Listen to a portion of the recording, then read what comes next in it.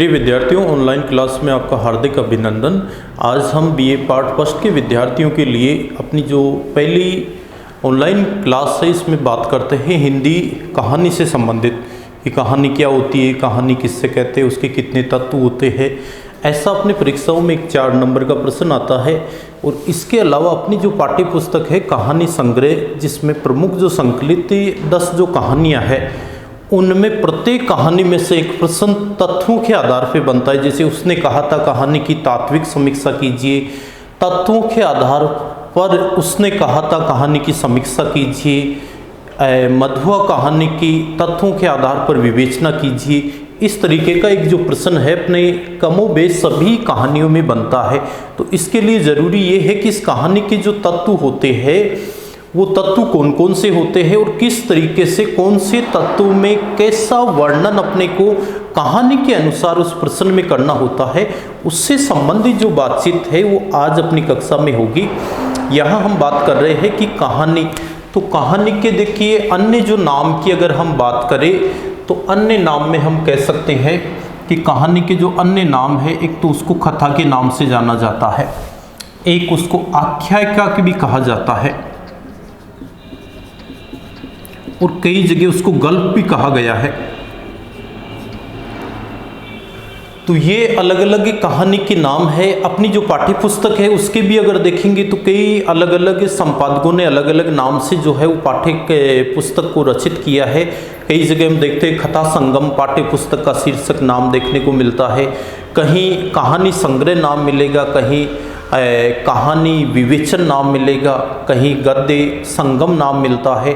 तो यहाँ अपना प्रतिपाद्य जो बिंदु है वो है कहानी। ये कहानी क्या होती है और कैसे उस कहानी को हम समझ सकते हैं, कैसे उसके तत्वों को समझ सकते हैं। कहानी के इतिहास की अगर हम बात करें तो कहानी का इतिहास एक दीर्घ काल से चला हुआ आ रहा है।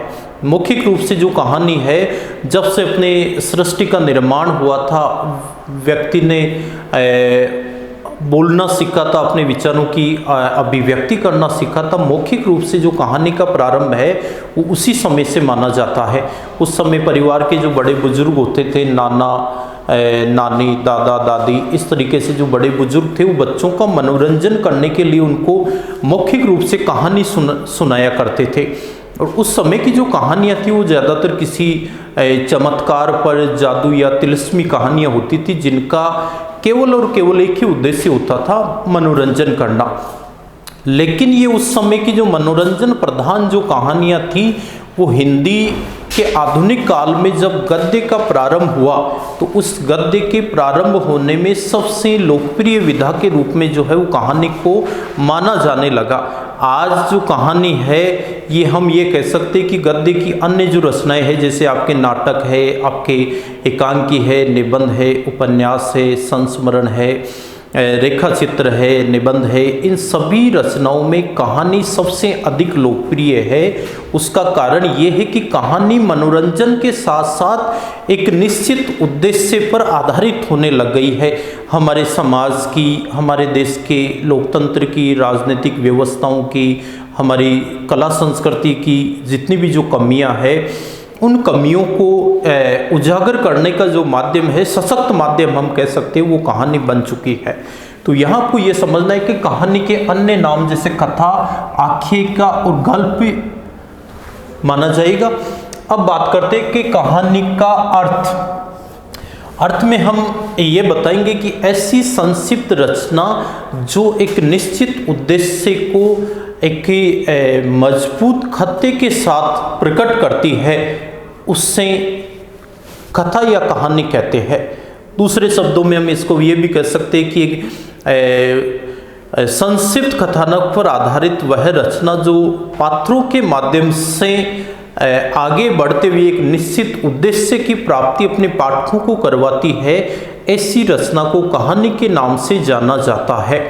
अब इसके तत्वों से संबंधित हम बात करते हैं, जैसे कि ये उसके प्रमुख तत्व, किसके प्रमुख तत्व, कहानी के प्रमुख तत्व। ये अपना सबसे मुख्य बिंदु आज की इस चर्चा का होगा, क्योंकि कहानी के जो तत्व है इससे संबंधित मैंने आपको बताया कि अपने एक तो प्रश्न 4 नंबर का बनता है। बाकी अपने कहानियों में विस्तृत रूप से अपने जो निबंधात्मक प्रश्न है उसमें भी प्रत्येक कहानी में ऐसा प्रश्न बनता है। तो कहानी के प्रमुख तत्व, कहानी के जो तत्व है उनकी संख्या जो है वो 6 मानी जाती है। आपको याद रखना है कि कहानी के जो प्रमुख तत्व है वो कितने हैं, 6। कहानी के प्रमुख 6 तत्व होते हैं। कहानी के प्रमुख 6 तत्व होते हैं, इन्हीं को आपको याद करना है। पहला जो तत्व है कहानी का वो है कथानक या कथा वस्तु। कहानी का जो दूसरा तत्व है वो है आपके पात्र एवं चरित्र चित्रण। पात्र एवं चरित्र चित्रण। तीसरा कहानी का जो तत्व है वो है संवाद या कथोपकथन। संवाद या कथोपकथन। चौथा इसका जो तत्व है वो है आपके भाषा शैली।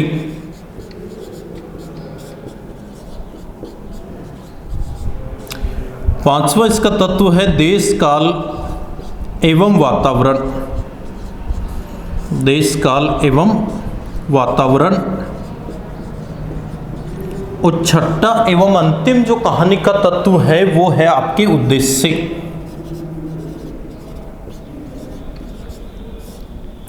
अब इन 6 तत्वों की अलग अलग चर्चा करते हैं कि जैसे ये पहला जो तत्व है कथानक या कथा वस्तु, ये कहानी के प्रारंभ से लेकर अंत तक उस कहानी की विषय वस्तु किस पर आधारित है, उस कहानी में कौन सी बात बताई गई है, उसका संपूर्ण वर्णन जो है वो आपके कथानक या कथा वस्तु में आता है। कि कोई भी कहानी हम शुरू से अंत तक हम जो पढ़ते हैं, पाठक उससे कहानी की कौन सी बात को पढ़ रहा है ये बताने वाला जो तत्व है वो आपके कथानक या कथा वस्तु माना जाता है, जिसको 3 या अधिकतम 4 भागों में बांटा जाता है। सबसे पहले जैसे आदि मतलब उस कहानी का प्रारंभ, फिर उसका मध्य भाग और फिर उसका होता है अंत भाग। 4 अगर इसके भाग करेंगे तो आदि, मध्य, विकास काल और चौथा हो जाएगा आपके अंत, जो अलग अलग पात्रों के माध्यम से, अलग अलग विचारों के माध्यम से अभिव्यक्ति होता है और संपूर्ण कहानी को एक निश्चित आकार प्रदान करता है। तो कहानी को आकार देने वाला जो तत्व है वो आपके कथानक या कथा वस्तु होता है, जो कहानी के संपूर्ण कलेवर को अपने में समेटे रहता है। दूसरा इसका जो प्रमुख जो तत्व है पात्र एवं चरित्र चित्रण। देखिए कहानी में पात्रों की संख्या कितनी रखनी है ये उसके कथानक या कथा वस्तु पर आधारित होता है।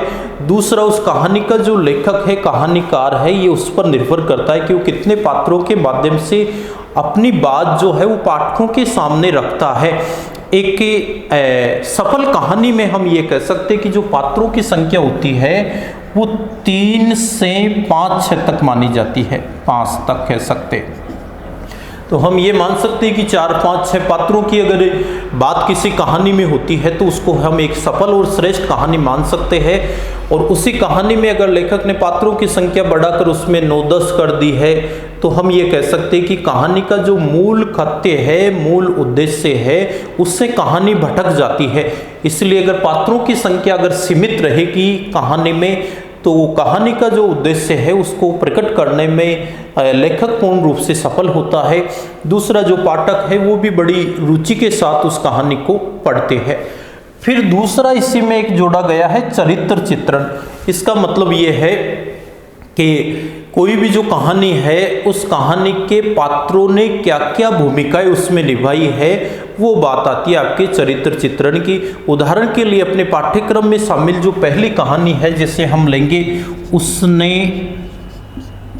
कहा था, ये चंद्रदत्त शर्मा गुल्लेरी की जो प्रसिद्ध कहानी है, जो न केवल अपने पाठ्यक्रम में प्रसिद्ध कहानी है बल्कि संपूर्ण हिंदी साहित्य की बात करें तो उसके सर्वश्रेष्ठ कहानियों में से एक कहानी उसने कहा था मानी जाती है।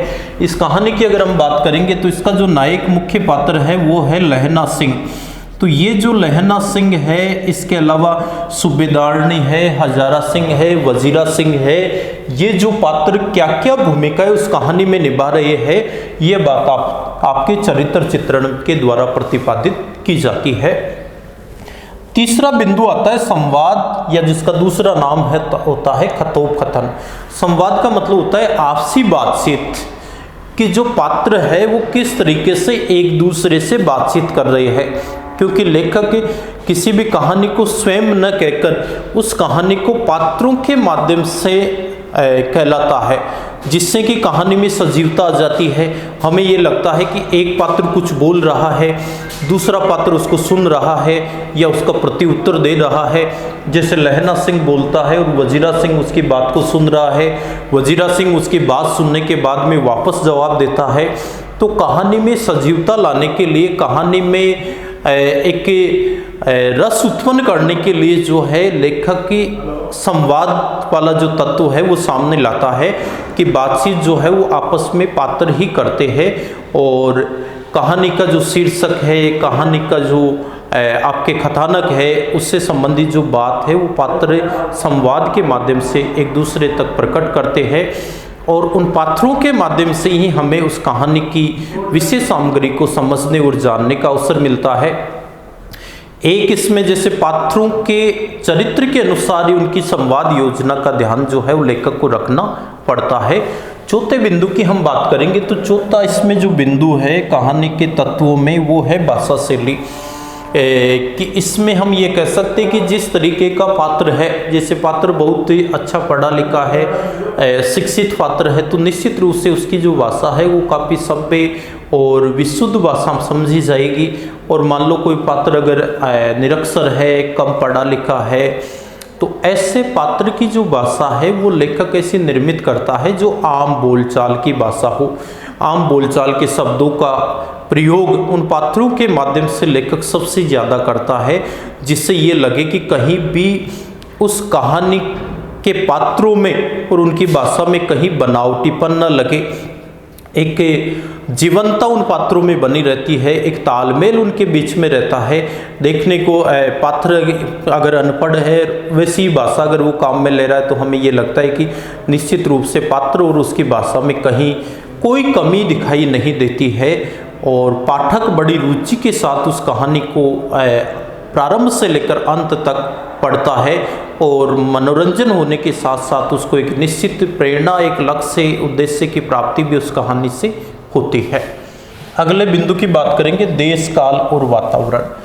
देखिए, मनुष्य एक सामाजिक प्राणी है, समाज में रहकर ही उसका सर्वांगीण विकास हो सकता है, और किसी न किसी रूप में वो दूसरे लोगों से जुड़ा हुआ रहता है हर व्यक्ति।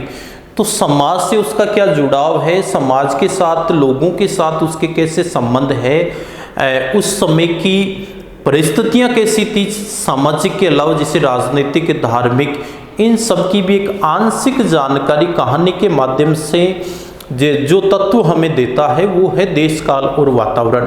कि जो कहानी जिस समय लिखी गई थी, उदाहरण के लिए लेंगे जैसे पंच परमेश्वर कहानी है, तो ये पंच परमेश्वर कहानी जब प्रेमचंद ने लिखी थी तो उस समय के समाज की क्या स्थिति थी, उस समय के रीति रिवाजों की क्या स्थिति थी, उस समय के लोगों का एक दूसरे के प्रति कैसे संबंध थे, ये सभी बातें भी हमें उस कहानी के माध्यम से उस समय के साथ हमारा एक तारतम्य बनाए रखने के लिए ज़रूरी है, जो तत्व हमें बताता है देश, काल और वातावरण। क्योंकि कोई भी लेखक अपने समय की जो परिस्थितियां हैं उनसे अलग रहकर अपनी कहानी की रचना नहीं कर सकता है। अब कहानी का अंतिम जो बिंदु है वो होता है उद्देश्य, क्योंकि निरुद्देश्य कोई रचना नहीं होती है। हर रचना का निश्चित रूप से एक उद्देश्य होता है। हम अगर कहानी की बात करें तो कहानी एक उद्देश्य पर आधारित हो सकती है और कई कहानियाँ ऐसी होती है जो एक मुख्य उद्देश्य के साथ साथ सहायक रूप में छोटे जो उद्देश्य और लक्ष्य है वो भी लेकर चलती है, जो अपने पाठकों को लेखक सिखाना चाहता है, बताना चाहता है कि इसमें कौन सी समस्या ली गई है, इसमें कौन सी विशेषता ली गई है और अंत में हमें उस कहानी के माध्यम से क्या प्रेरणा मिल रही है, ये बात आती है आपके उद्देश्य के अंतर्गत। क्योंकि उद्देश्य ही कहानी को मजबूती देता है, उद्देश्य ही कहानी पढ़ने के बाद में पाठक को ये सोचने पर मजबूर कर देता है कि उसने जो संपूर्ण बात पढ़ी है, संपूर्ण बात सुनी है, उसका सार क्या निकला है, उसके माध्यम से उसने क्या ग्रहण किया है, वो ग्रहण करने वाला जो तत्व होता है पाठक के लिए उद्देश्य माना जाता है। तो ये थी अपनी कहानी जो संपूर्ण एक पाठ्य पुस्तक है और उस पाठ्य पुस्तक में मैंने आपको बताया कि प्रत्येक पाठ में से के तत्वों के आधार पर जो प्रश्न बनता है, इसीलिए आपको कहानी के ये 6 तत्व तैयार करने हैं क्रमबद्ध तरीके से। नंबर 1 की बात करेंगे कथानक या कथा वस्तु, दूसरा पात्र एवं चरित्र चित्रण, तीसरा संवाद या कथोपकथन, चौथा आ जाएगा आपके भाषा शैली, पांचवा देश काल और वातावरण और छठा एवं अंतिम कहानी का जो तत्व माना जाता है वो है आपके उद्देश्य। ये 6 तत्व आपको स्पष्ट रूप से BA प्रथम वर्ष के विद्यार्थियों को तैयार करने हैं हिंदी साहित्य में, क्योंकि ये याद करने का मतलब आपने 20 नंबर का मैटर तैयार कर लिया है। प्रत्येक कहानी में से जो 14 नंबर के आपके 15 नंबर का ऐसे प्रश्न बनेगा और 4-5 नंबर का अलग से अपने जो प्रश्न आता है उसमें भी ये बात आपको याद रखनी है। अब हम अपनी अगली कक्षा में अपने पाठ्यक्रम में जो चयनित कहानियां हैं उन कहानियों से संबंधित चर्चा करेंगे। जैसे मैंने भी आपको बताया था कि अपने पाठ्यक्रम में शामिल जो कहानियां हैं जिनमें सबसे पहली कहानी है उसने कहा था, उसी कहानी और उसके लेखक चंद्रधर शर्मा गुलेरी से संबंधित जो परिचय है, कहानी का परिचय है, उसका कथानक या कथे है, उसकी चर्चा हम अपनी अगली कक्षा में करेंगे। धन्यवाद।